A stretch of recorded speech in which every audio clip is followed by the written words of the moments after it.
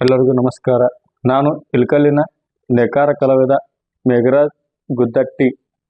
1925ರಲ್ಲಿ ಸ್ಥಾಪನೆಯಾದಂಥ ನಮ್ಮ ಹೆಮ್ಮೆಯ ರಾಷ್ಟ್ರೀಯ ಸ್ವಯಂ ಸೇವಕ ಸಂಘ ಇವತ್ತು ಜಗತ್ತಿನಾದ್ಯಂತ ತನ್ನ ಶಾಖೆಯನ್ನು ಹೊಂದಿದೆ.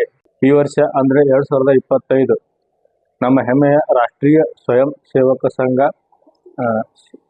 ಶತಮಾನೋತ್ಸವದ ಸಂಭ್ರಮದಲ್ಲಿದೆ.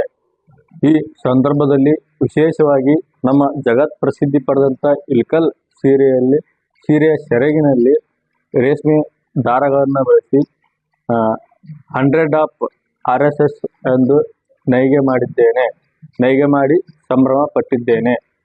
ಧನ್ಯವಾದಗಳು.